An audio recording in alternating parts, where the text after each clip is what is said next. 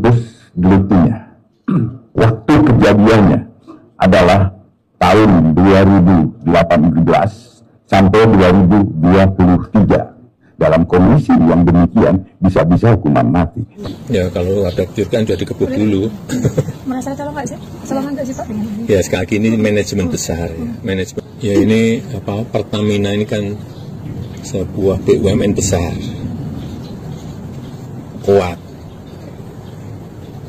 sehingga manajemennya juga harus manajemen yang kuat dalam mengelola semua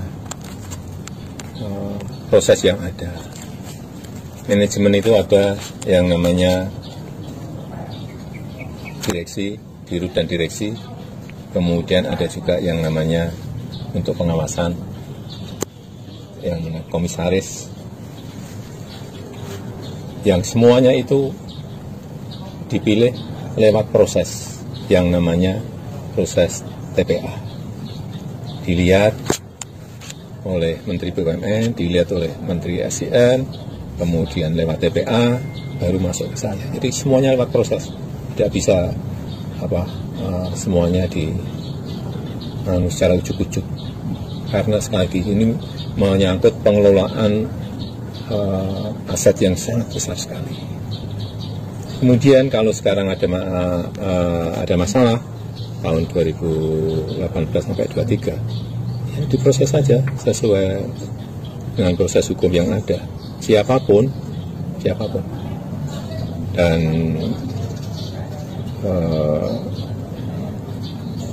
seluruh produk Pertamina yang saya tahu semuanya telah diverifikasi, dicek, diberi layakan untuk dijual oleh Migas. Jadi semuanya ada proses, produknya juga semuanya dites, dicek semuanya. Tapi ya apapun yang namanya penyelewengan itu bisa aja terjadi. Ya. Di 5 tahun itu tidak ada kecurigaan Pak terkait blending? Ya kalau ada kecurigaan sudah dikebuk dulu. Merasa tolong nggak sih? Salah nggak sih Pak? Ya sekali lagi ini manajemen besar ya, manajemen besar. Saya kira manajemen kontrol oleh komisaris, manajemen kontrol oleh direksi harus detail. Tanpa Jokowi dan Prabowo, negara ini bisa porak-poranda, Mas. Tidurnya jangan ngelindur terus. 2 periode Jokowi hukum porak-poranda, Mas. Udah porak-poranda. Laut-laut dipagar. Keruk pasir dijual. Hutang tambah bengkak negara kita ini. Ini udah porak-poranda, ngomong doang. Nih sekarang ya, kalau presiden yang dulu 2 periode kata kamu Jokowi, tanpa Jokowi Indonesia bisa porak-poranda. Indonesia udah dalam porak-poranda, Mas. Harga meroket, semuanya harga nggak ada yang stabil. Parah dari negara-negara lain, negara kita sekarang. Harga beras naik, bensin dioplos. Di bawah siapa ini? Ya kepalanya Prabowo, dalamnya Jokowi, sama aja. Udah porak-poranda kamu baru ngomong. Tanpa Prabowo sama Jokowi Indonesia porak-poranda. Ngaco Mas ngomongnya. Contoh 7 tersangka tidak bersalah. Masalah narkocoy zabu-zabu oleh Rudiana kala itu 2016. Itu udah Jokowi 2 periode nggak kelar-kelar tuh kasus sampai sekarang. Pura-pura sampai menenggelamkan nyawa seseorang loh. Ya nyawa seseorang, orang tuanya udah banyak yang meninggal, ya kan? 7 tersangka tidak bersalah, dicarikan barang bukti untuk menangkap mereka, untuk melindungi pejabat, untuk melindungi mafia, rakyat biasa yang dikorbankan. Apa nggak porak-poranda? Ya, teman-teman, sangat mengkagetkan ya apa yang disampaikan oleh Kejagung mengenai hukuman bagi pelaku korupsi Pertamina ini, teman-teman, karena ini sangat-sangat menyengsarakan rakyat. Kenapa? Ya, karena ini terjadi ketika COVID-19, teman-teman, sehingga ini menimbulkan satu hukuman berat bagi pelaku koruptor, apalagi ya koruptor di Pertamina ini sangat-sangat besar sekali ya, sangat luar biasa sekali besarnya, hampir 1.000 triliun.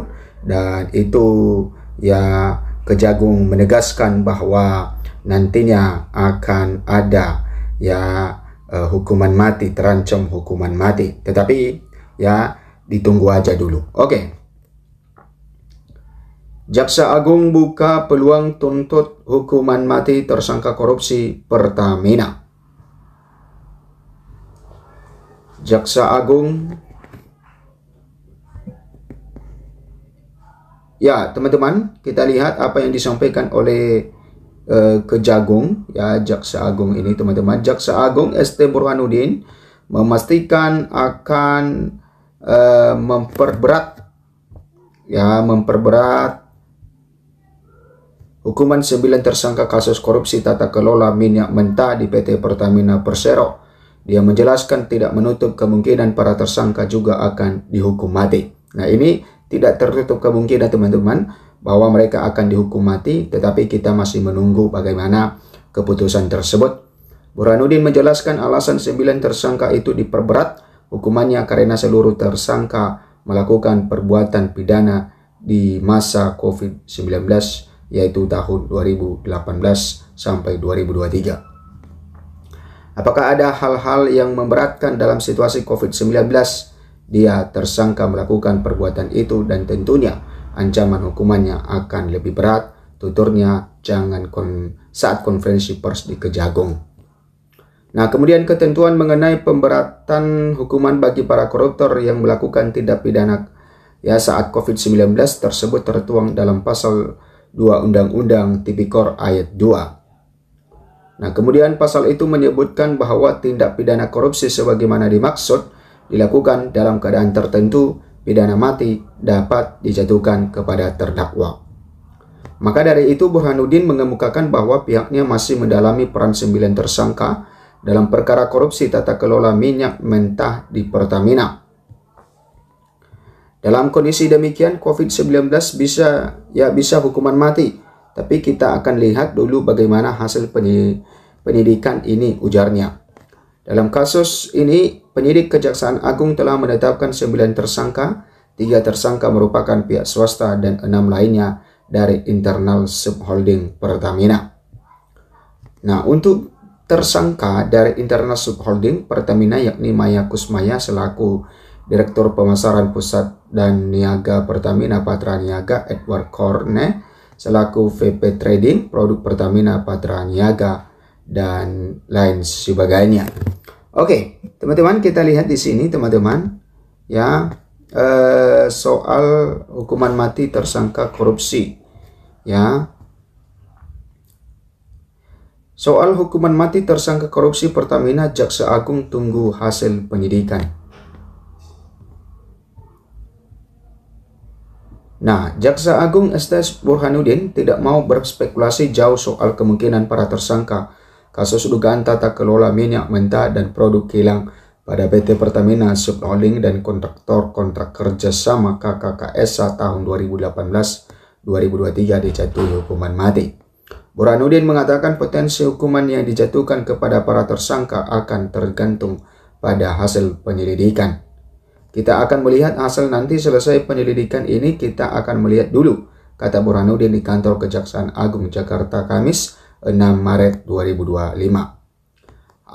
Hal ini disampaikan Burhanuddin merespon pertanyaan soal kemungkinan para tersangka dijatuhi hukuman mati karena kasus korupsi ini terjadi pada 2018 sampai 2023, beririsan dengan pandemi COVID yang terjadi pada 2020.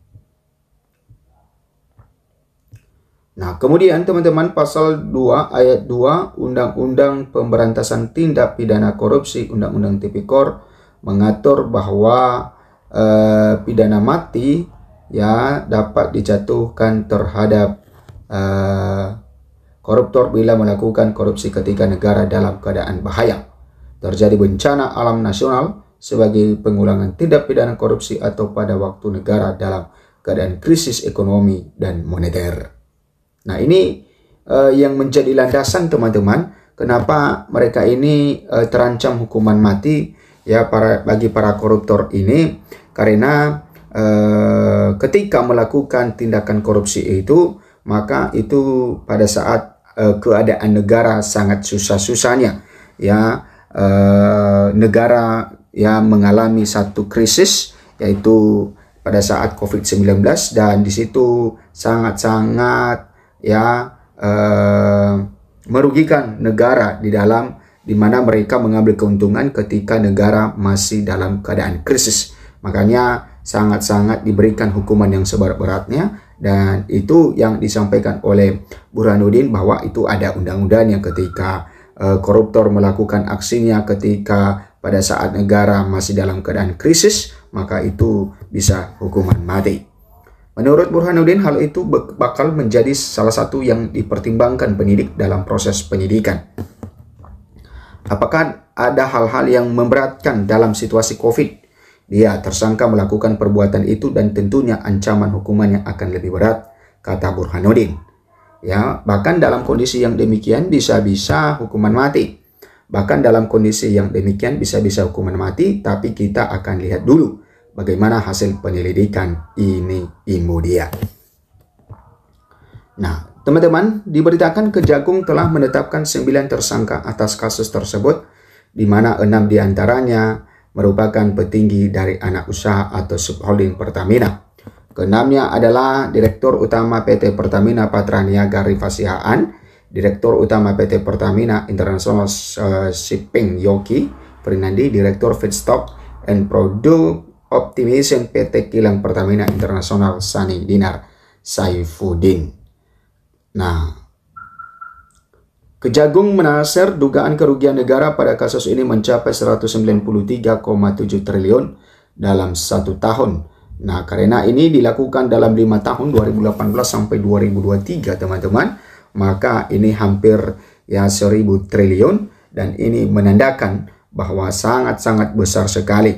Ya, karena kalau kita lihat gaji dari para koruptor ini sangat besar juga. Ya, sangat-sangat fantastis, sehingga Direktur Patraniaga itu, Dirut Patraniaga itu ya menerima gaji 1 bulan itu 3M lebih. Dan itu artinya bahwa kenapa harus melakukan tindakan korupsi lagi. Nah, ini menjadi satu pertimbangan lagi bahwa gaji para oknum pejabat itu ya sangat besar, itu tidak menutup kemungkinan mereka juga melakukan tindakan korupsi. Nah, itu teman-teman, berikan komentar Anda. Sampai jumpa di video berikutnya.